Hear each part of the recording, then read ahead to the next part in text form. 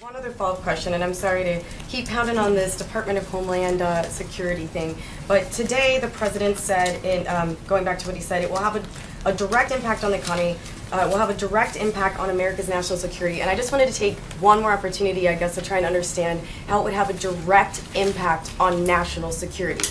The potential, I suppose, of people being here that don't have background checks, I guess that doesn't, to me, say it would have a direct impact, and I just wanted to clarify that.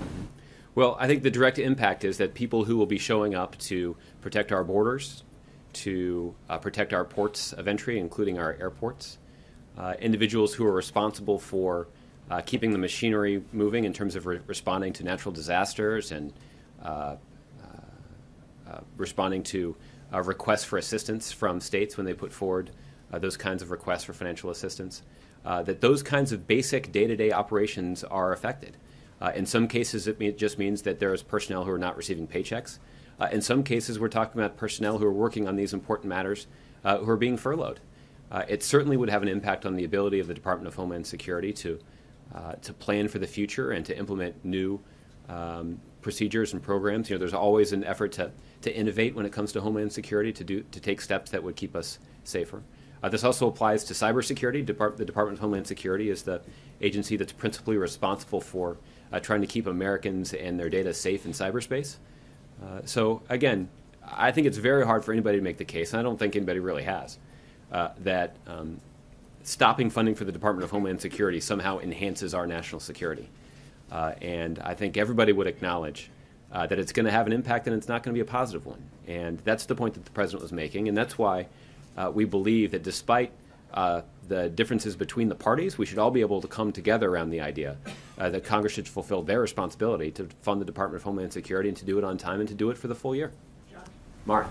Are you saying that people who don't collect a paycheck will not do their jobs as well, protecting the border or doing anti-terrorist activities, than if they were being paid?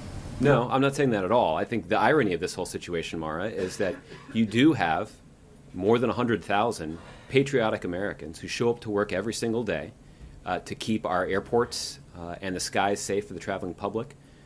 They protect our borders. They work in cyberspace to try to protect our cybersecurity. These are patriotic Americans. They're also middle-class families. And the thought that Congress, because they're not willing to do their job, is going to put these patriotic Americans in a position of not being able to collect a paycheck even though they're doing theirs, even though they're doing the important work of keeping the country safe. Well, that's contradicting your other argument. You're saying the country will be less safe if these people are not paid because it'll have a direct effect on national security. But you're saying these people are going to show up and do their jobs even under the onerous condition of not being paid. I think I made pretty clear in answering Francesca's question and in answering Julia's question that there are a variety of impacts from shutting down the Department of Homeland Security.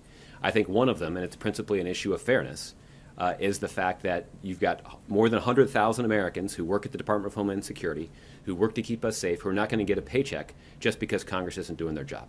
And I would certainly not question the professionalism and performance of these individuals, but I don't understand how anybody could make the case that their professionalism and performance is enhanced by withholding a paycheck for a job that they're willing to do and that they've done. But we're asking about the direct effect on national security, direct effect, not the economic impact or the unfairness to them.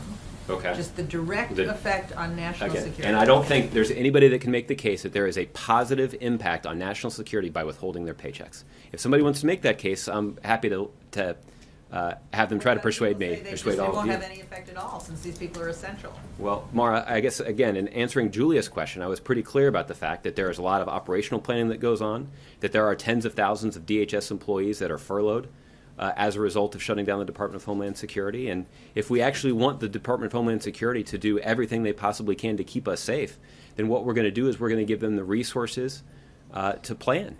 And to innovate and to take all the necessary steps, whether it's cybersecurity, border security, or airport security, to do their best to keep the American people safe. And again, it's beyond me how anybody would try to make the case that withholding funding from the department somehow makes it easier for all those people to do their jobs. I don't think it does.